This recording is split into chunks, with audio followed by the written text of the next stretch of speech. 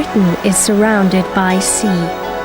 The sea has shaped the British Isles and has had a profound influence on the life of the British people.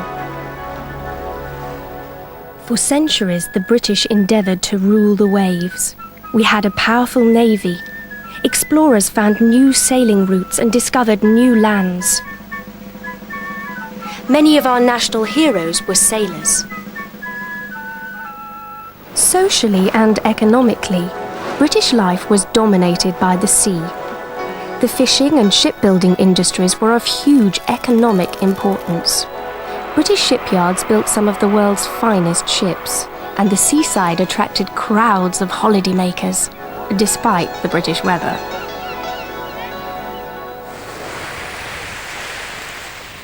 In the last 50 years, the number of fishermen has fallen by over a half. Today there are fewer than a dozen major shipyards in operation, whereas before the Second World War there were nearly 100. The economic significance of the sea is declining, and Britain no longer has a vast navy.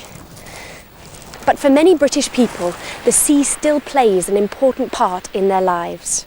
The sea has always been part of my life. I can't imagine life without it, really. My father had been in the Royal Navy for 2 World Wars, and I suppose the sea was in my blood, although that sounds a bit of a cliche. Having said that, my son, who's 19, he's gone to sea after me. A yacht sailing along in the wind is one of the most romantic images of the sea. Sailing has become a very popular sport around the coast of Britain.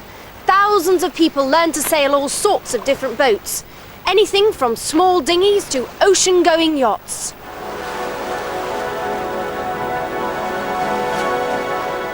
It gets me away from work pressure, because when you're sailing you have to focus on that and nothing else, so it's a good relaxation.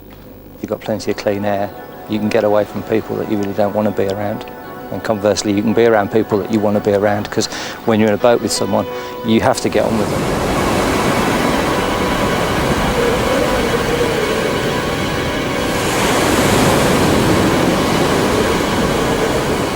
The sea is wild and unpredictable. Part of the excitement is the challenge of the unknown. But the sea can also be extremely dangerous, an enemy, not a friend.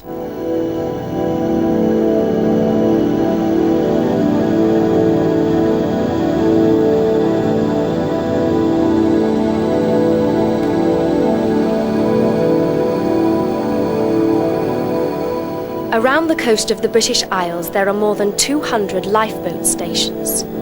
Rescue crews of the Royal National Lifeboat Institution are called out nearly 5,000 times a year and save on average 1,500 lives.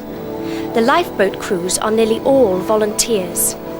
I think all waters are dangerous everywhere. I think the great danger is that people perhaps don't prepare their boats or themselves sufficiently for going out. That can be very dangerous no matter where you are. What's your own attitude to the sea? Do you think it's dangerous? Oh yeah, the sea has got to be respected. It's you can never beat the sea. You try to equal it, but you'll never beat it.